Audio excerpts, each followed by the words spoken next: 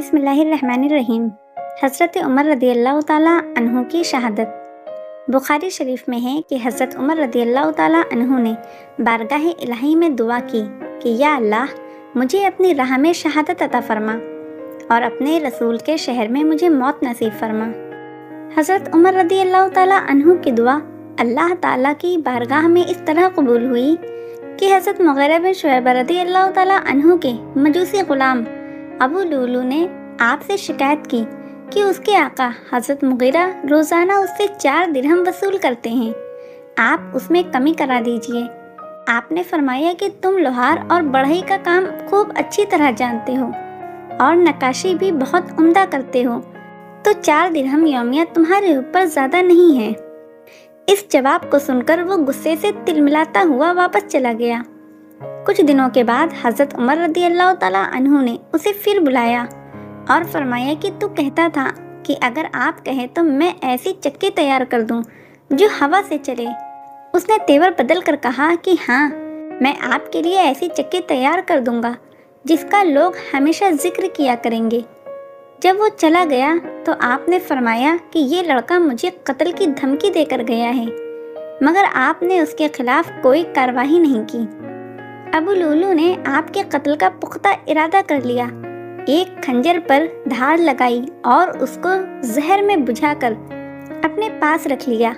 حضرت عمر رضی اللہ تعالیٰ عنہ فجر کی نماز کے بعد مسجد نبوی تشریف لے گئے اور ان کا طریقہ تھا کہ وہ تکبیر تحریمہ سے پہلے فرمایا کرتے تھے کہ صفیں سیدھی کر لو۔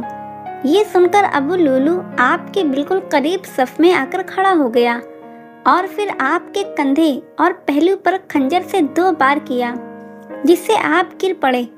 اس کے بعد اس نے اور نمازیوں پر حملہ کر کے 18 آدمیوں کو زخمی کر دیا، جن میں سے بعد میں 6 افراد کا انتقال ہو گیا۔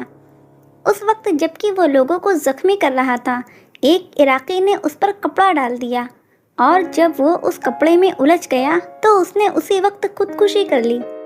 چونکہ اب سورج نکلنے ہی والا تھا، اس لیے حضرت عبد الرحمن بن عوف رضی اللہ تعالیٰ عنہ نے 2 مختصر صورتوں کے ساتھ نماز ادا کرائی اور حضرت عمر رضی اللہ تعالیٰ عنہ کو آپ کے مکان پر لائے۔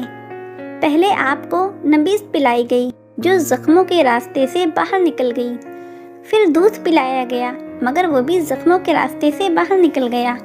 کسی شخص نے کہا کہ آپ اپنے فرزند عبداللہ کو اپنے بعد خلیفہ مقرر کر دیں۔ آپ نے اس شخص کو جواب دیا کہ اللہ تعالیٰ تمہیں غارت کرے، تم مجھے ایسا غلط مشورہ دے رہے ہو، اسے اپنی بیوی کو صحیح طریقے سے طلاق دینے کا سلیقہ بھی نہ ہو، کیا میں ایسے شخص کو خلیفہ مقرر کر دوں؟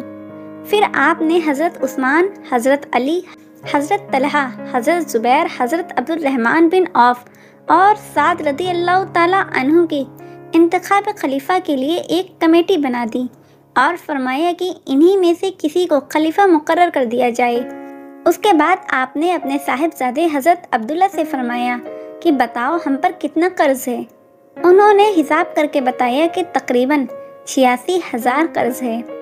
آپ نے فرمایا کہ یہ رقم ہمارے مال سے ادا کر دینا، اگر اس سے پورا نہ ہو تو بنو عدی سے مانگنا اور اگر ان سے بھی پورا نہ ہو تو قریش سے لینا۔ پھر آپ نے فرمایا کہ جاؤ حضرت عائشہ رضی اللہ تعالیٰ عنہا سے کہو کہ عمر اپنے دونوں دوستوں کے پاس دفن ہونے کی اجازت چاہتا ہے۔ حضرت عبداللہ بن عمر ام المومنین حضرت عائشہ رضی اللہ تعالیٰ عنہا کے پاس گئے اور اپنے باپ کی خواہش کو ظاہر کی۔ انہوں نے فرمایا کہ یہ جگہ تو میں نے اپنے لیے محفوظ رکھی تھی، مگر میں آج اپنی ذات پر حضرت عمر رضی اللہ تعالیٰ عنہ کو ترجیح دیتی ہوں۔ جب آپ کو یہ خبر ملی تو آپ نے خدا کا شکر ادا کیا۔ 26 ذوالحجہ 23 ہجری بدھ کے دن آپ زخمی ہوئے۔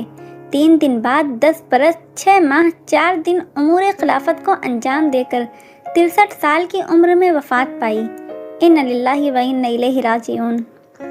حضرت عروہ بن زبیر رضی اللہ تعالیٰ عنہ سے روایت ہے کہ خلیفہ ولید بن عبد المالک کے زمانے میں جب روضہ منورہ کی دیوار گر پڑی اور لوگوں نے اس کی تعمیر 87 ہجری میں شروع کی تو بنیاد کھودتے وقت ایک قدم گھٹنے تک ظاہر ہوا تو سب لوگ گھبرا گئے اور لوگوں کو خیال ہوا کہ شاید رسول اللہ کا قدم مبارک ہے اور وہاں کوئی جاننے والا نہیں ملا، تو حضرت عروہ بن زبیر رضی اللہ تعالیٰ عنہ نے کہا، خدا کی قسم، یہ حضور صلی اللہ علیہ وسلم کا قدم شریف نہیں ہے، بلکہ یہ حضرت عمر رضی اللہ تعالیٰ عنہ کا قدم مبارک ہے۔